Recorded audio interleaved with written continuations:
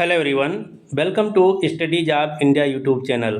Central railway के द्वारा government recruitment का ऑफिशियल नोटिफिकेशन जारी कर दिया गया है। इस रिक्रूटमेंट नोटिफिकेशन के अनुसार ग्रुप सी और ग्रुप डी की पदों पर भर्ती की जाएगी, जिसके लिए कोई भी आपको रिटन एग्ज़ाम देने की ज़रूरत नहीं है। जी हाँ, इन भर्तियों के लिए कोई भी एग्ज़ाम नहीं होगा, डायरेक्ट रिक्रूटमेंट हैं। तो चलिए इस वीडियो में हम डिटेल में जानते हैं कि ये कौन सी वैकेंसी हैं, कौन कौन लोग आवेदन कर सकते हैं, एजुकेशनल क्वालिफ़िकेशन क्या मांगा गया है और कैसे आवेदन करेंगे। सबसे पहले हम रिक्रूटमेंट का नाम जान लेते हैं। ये वैकेंसी सेंट्रल रेलवे द्वारा निकाली गई हैं। यदि बात की जाए आवेदन की, तो सेंट्रल रेलवे रिक्रूटमेंट 2025 के लिए जो नोटिफिकेशन निकाला गया है, इसमें ऑनलाइन आवेदन 1 अगस्त 2025 से शुरू हो चुका है। आवेदन की अंतिम तिथि 31 अगस्त 2025 है। क्योंकि इस भर्ती के लिए कोई एग्ज़ाम नहीं होने वाला है, इसलिए इसकी कोई एग्ज़ाम डेट भी नहीं है। यदि बात की जाए एज लिमिट की, तो मिनिमम आयु 18 वर्ष और मैक्सिमम आयु 25 वर्ष मांगा गया है। आयु की गणना 1 जनवरी 2026 को आधार मानकर की जाएगी। ये इसका मतलब क्या है, ये भी हम आज समझा देते हैं आपको। यदि आपकी आयु 1 जनवरी 2026 तक 18 से 25 के बीच में होती है तो आप ये फॉर्म भर सकते हैं। यदि आप रिजर्व कैटेगरी से हैं तो आपको आयु सीमा में छूट भी दी जाएगी, जैसे ओबीसी ईडब्ल्यूएस के लिए 3 साल है, एससी एसटी के लिए 5 साल है, एक्स सर्विसमैन के लिए भी 5 साल है। अब हम बात कर लेते हैं फॉर्म फीस की।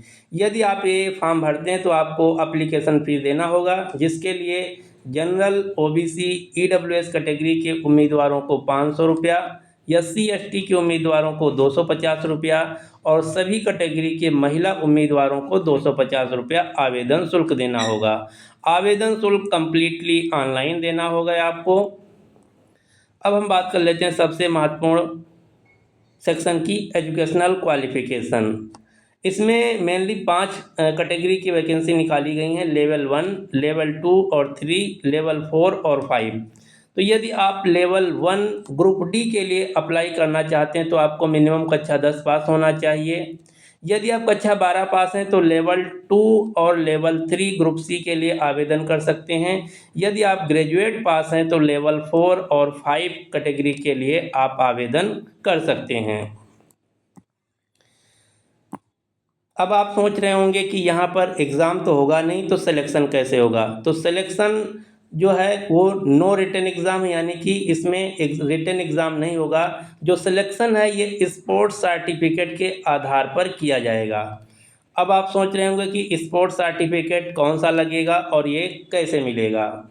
तो इसमें अलग अलग जो लेवल हैं उनके लिए अलग अलग स्पोर्ट्स का जो सर्टिफिकेट है मान्य होगा। जैसे यदि बात की जाए लेवल 5 और 4 के लिए, तो यदि आप लेवल 4 और 5 में आवेदन करना चाहते हैं तो आप represented the country in Olympic games senior category. Olympic game में आप किसी भी कैटेगरी में सीनियर कैटेगरी में पार्टिसिपेट किए हों, या फिर तीसरी पोजीशन रही हो वर्ल्ड कप में किसी भी जूनियर या यूथ या सीनियर कैटेगरी में, या फिर आपकी मिनिमम तीसरी पोजीशन रही हो वर्ल्ड चैम्पियनशिप में। इस प्रकार से आप किसी न किसी स्पोर्ट्स में यदि पार्टिसिपेट किए हैं तो उस स्पोर्ट्स का जो आपका सर्टिफिकेट है लेवल 5 और 4 के लिए मान्य किया जाएगा। इसी प्रकार से डिफरेंट प्रकार के स्पोर्ट्स जो कि लेवल 3 और 2 के लिए मान्य किया गया है, जैसे आप वर्ल्ड कप में यूथ जूनियर या सीनियर में रिप्रेजेंट किए हों, वर्ल्ड चैम्पियनशिप में रिप्रेजेंट किए हों, या फिर एशियन गेम्स में रिप्रेजेंट किए हों, कॉमनवेल्थ गेम्स में रिप्रेजेंट किए हों। इस प्रकार से आप पूरा लिस्ट पढ़ सकते हैं। यदि आप लेवल 1 में आवेदन करना चाहते हैं तो आपको इन स्पोर्ट्स में रिप्रेजेंटेशन होना चाहिए, जैसे कॉमनवेल्थ गेम्स में, एशियन गेम्स में, साउथ एशियन गेम्स में, वर्ल्ड यूनिवर्सिटी में, या फिर third position in federation cup championship. इन सभी प्रकार के अलग अलग स्पोर्ट्स में से किसी भी स्पोर्ट्स में आपके रिप्रेजेंटेशन का आपके पास सर्टिफिकेट होना चाहिए, तो आप लेवल 1 में आवेदन कर सकते हैं। तो ये जो सर्टिफिकेट हैं उनके आधार पर तथा जो आपकी एजुकेशनल क्वालिफिकेशन है 10, 12 और ग्रेजुएशन, उसके आधार पर आप लेवल में आवेदन कर सकते हैं। अब बात की जाए कि सर्टिफिकेट जो मेरिट बनेगी ये कैसे बनेगी, तो मेरिट जो है टोटल 100 नंबर की बनेगी, जिसमें आपके 50 मार्क्स जो हैं स्पोर्ट्स जो रिप्रेजेंटेशन है सर्टिफिकेट उसके आधार पर दिए जाएंगे। 40 मार्क्स आपको स्किल फिटनेस टेस्ट, यानी कि जब आप जाएंगे वहाँ पर आपको स्पोर्ट्स जो खेलते हैं उसको करके दिखाना होगा, उससे 40 मार्क्स दिए जाएंगे। और 10 मार्क्स आपके एजुकेशनल क्वालिफिकेशन यानी कि 10, 12 ग्रेजुएशन की मार्कशीट के आधार पर। इन तीनों कैटेगरी के मार्क्स मिला के टोटल मार्क्स 100 बनाएंगे, उसमें से जिसके ज़्यादा होंगे आपका चयन किया जाएगा। बात की जाए सैलरी की, तो अलग अलग लेवल की अलग अलग ग्रेड पे सैलरी है। लेवल 1 की 1800 ग्रेड पे, लेवल 2 की 1900 ग्रेड पे, लेवल 3 की 2000 ग्रेड पे, लेवल 4 की 2400 ग्रेड पे, लेवल 5 की 2800 पे ग्रेड। यदि आप लेवल 1 में आवेदन करते हैं तो आपकी ग्रेड पे 1800, यानी कि आपकी मिनिमम 25,000 रुपया इन हैंड सैलरी बनेगी। यदि आप लेवल 5 के लिए आवेदन करते हैं तो मिनिमम 50,000 से लेकर 60,000 के बीच आपकी इन हैंड सैलरी बनेगी।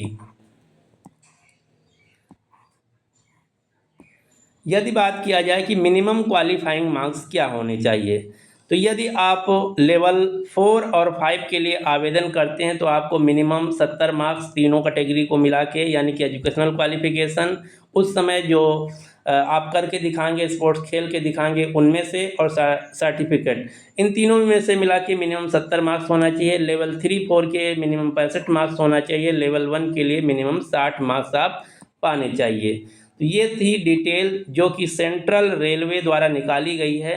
इसमें आपको कोई भी एग्ज़ाम नहीं देना है, कोई भी इंटरव्यू नहीं देना है, डायरेक्ट भर्ती हैं। और ये सभी जो भर्तियां हैं परमानेंट गवर्नमेंट जॉब हैं। ध्यान रखिए ये सभी वैकेंसी परमानेंट गवर्नमेंट जॉब हैं। तो यदि आपके पास किसी भी स्पोर्ट्स का कोई सर्टिफिकेट है और कक्षा 10, 12 या ग्रेजुएशन पास हैं तो इसमें ज़रूर आवेदन कीजिए।